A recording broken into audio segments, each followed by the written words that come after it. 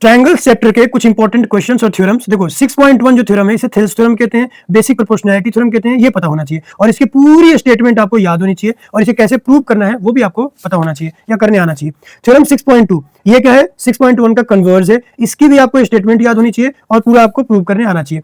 Example number 2 ये बहुत important है, कितनी बार आ चुका है, और एग्जाम्पल नंबर 3 ये तो बोर्ड में बहुत बार आ चुका है, ठीक है, ये भी इंपॉर्टेंट है।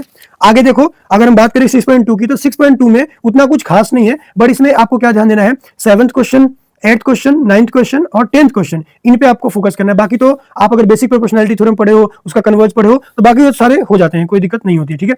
सिमिलैरिटी का कुछ क्राइटेरिया आपको पता होना चाहिए, ठीक है, जिसमें फर्स्ट क्या है 6.3 थ्योरम, आसान है, कोई दिक्कत नहीं है, याद हो जाएगी आपको और ये समझ में भी आ जाएगा, प्रूव आपको आता है तो बहुत अच्छी बात है, ठीक है। उसके बाद 6.4 थ्योरम, ये भी आपको अगर प्रूव आता है तो अच्छी बात है, वरना ये आपको पता होना चाहिए कि थ्योरम क्या कहती है, ठीक है। उसके बाद 6.5 थ्योरम, जो कि ठीक है, कोई दिक्कत नहीं, हो सकता है आपको ये प्रूव करने के लिए नहीं पूछा जाए, बट आपको स्टेटमेंट पता होना चाहिए और ये क्या कहना चाहती है वो पता होना चाहिए, ठीक है। उसके बाद देखो बहुत ही इंपॉर्टेंट है क्योंकि कितनी बार ये आ चुका है, ठीक है। उसके बाद एग्जाम्पल नंबर 8, अगर आपने देखा होगा PYQs तो उसमें आपको ये दिखा होगा, ठीक है, अलग अलग तरीके से पूछा जाता है। 6.3 में कुछ चीजें, कुछ क्वेश्चन बहुत इंपॉर्टेंट है, जैसे 8 ये क्वेश्चन नंबर 8 देखना है, 11 से लेके मैं कहूंगा कि 16 तक ये सारे देखने हैं, 11, 12, 13, 14, 15, 16। अगर आप इतना कर लेते हो तो 6 चैप्टर में जो कि ट्रायंगल्स है उसमें आपको ऑलमोस्ट कोई प्रॉब्लम नहीं होगी, और इनको आप अगर करते समय समझ भी लिए तो ऐसा मानो कि आपका टॉपिक बहुत अच्छे से प्रिपेयर हो चुका है, कोई भी टॉपिक में आपको प्रॉब्लम नहीं होगी।